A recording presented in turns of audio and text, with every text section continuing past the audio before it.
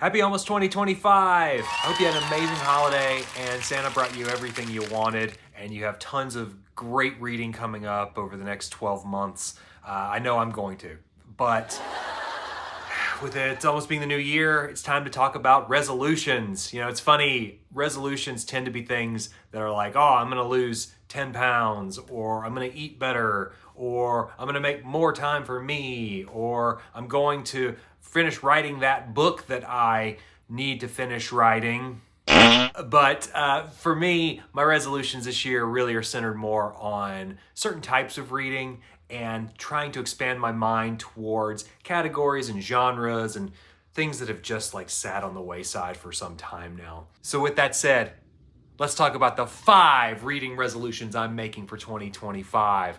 And well, it should be an interesting journey. So the first resolution, I'm making a holiday reading calendar. You might say, whoa, what is that? But just a little bit of background about me. I really like holidays. I really like the iconography of them.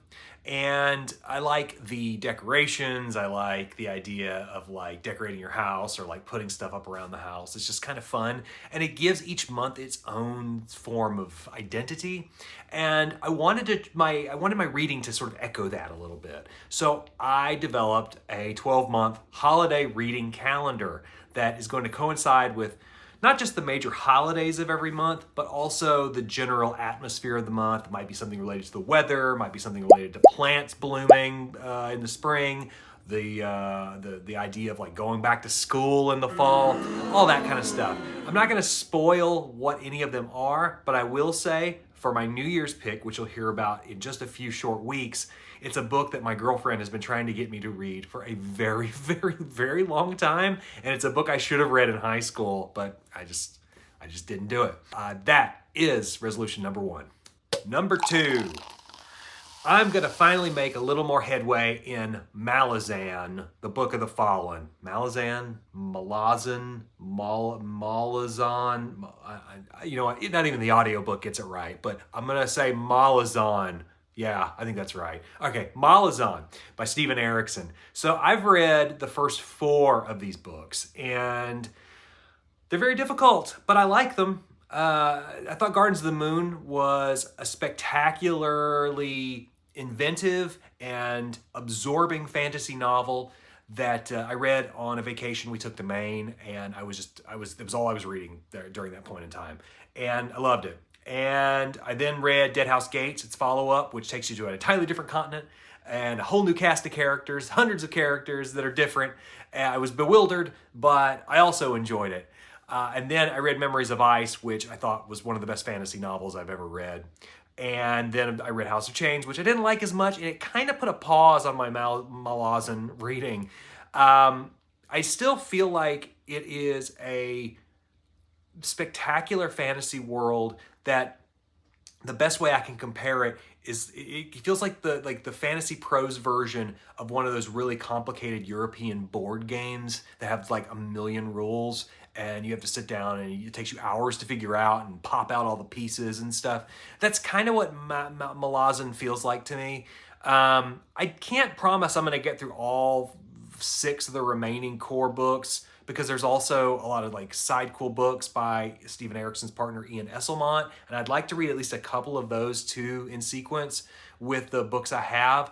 But my hope and promise to you, dear viewer, is that I plan on at least reading Memories of Ice, which is the 5th book, and what's the 6th one? The Bone Hunters, with a couple of Esselmont books in between, which I think is like Knight of Knives and Return of the Crimson Guard. So I'm going to try to at least get 2 more done. These books are like 900 and 1,000 pages a piece, the Erickson books anyway.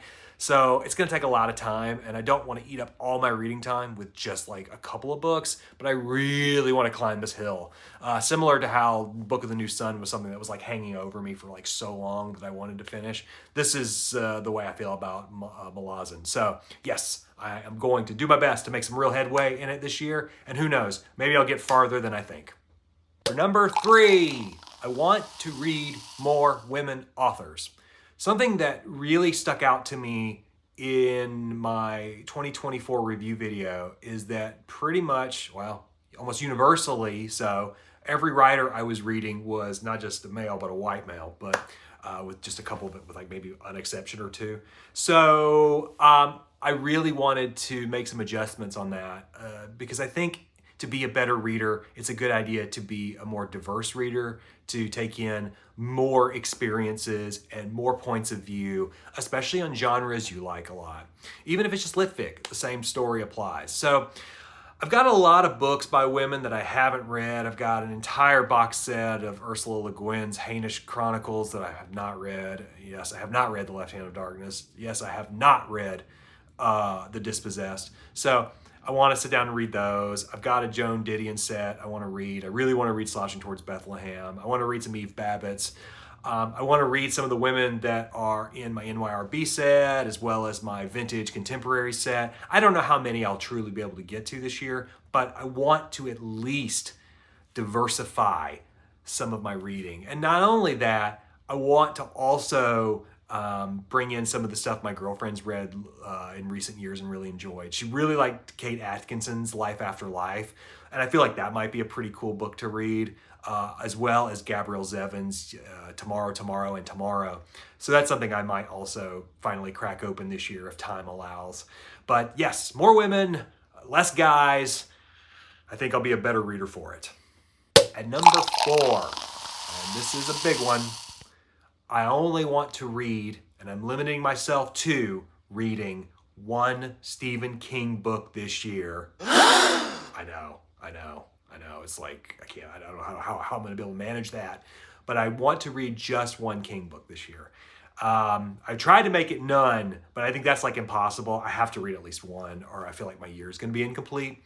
I've already picked out what book that's going to be. I'm not going to tell you. I'm not going to spoil it.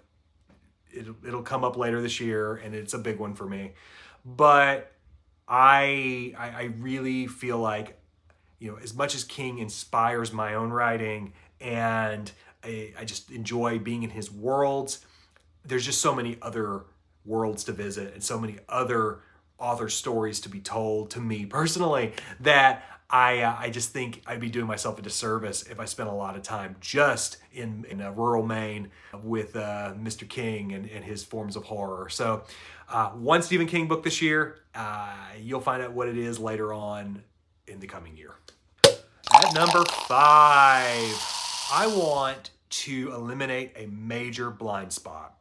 That blind spot is new wave science fiction of the 60s and 70s.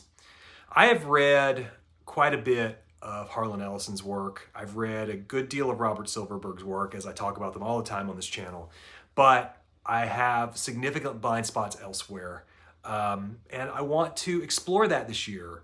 I want to look more into the writings of J.G. Ballard. I want to read some Brian Aldiss. I'd like to read some Kate Wilhelm. I'd like to read Joanna Russ. There's a lot of writers that worked in what was called sort of the new wave of science fiction, which dealt more with social sciences rather than the hard sciences. And I want to experience those literary techniques. I want to dive into things like Samuel Delaney's Dahlgren. I think The Female Man would be a really excellent book by Russ to read. Again, any of those Hainish books. There's a lot I want to look into. Even the recently passed Barry Malzberg. That's someone who I'd like to read some of. So yes, new wave science fiction. I don't know a whole lot about it, but it feels like this gaping blind spot for a guy who loves SF and just hasn't had an opportunity to read one of its brightest eras. Oh, what the heck. Let's do one more. I was only going to do 5, but here comes number 6. At number 6, I'm going to finally read Moby Dick. That's right. I've never read Moby Dick. Amongst one of the many classics I have not touched, Moby Dick feels like the white whale that I really should finally conquer. So this year, I'm going to read Melville's immortal classic and finally understand why it's considered one of the great American novels. There's other works that kind of surround it that I'm going to talk about maybe in a future video that as I have an opportunity to dive into it, I'll be able to also sort of expand upon my Moby Dick reading, but that's going to be a huge undertaking this year, and I'm really pumped for it. Anyway, that's my 6 resolutions for 2025. I'd love to hear what some of yours are as you have opportunity to form them, even as the new year comes around and you decide, oh, geez, I haven't read this before. I'd love to read this. And please let me know in the comments. Like, subscribe, all that stuff. Please subscribe, please, and share with all your friends. Would love to build this into a really fun community where we talk about all kinds of amazing books and recommendations and kind of turn people on to some really cool new literature. Thanks so much, guys. Have a happy new year, and we'll see you next time.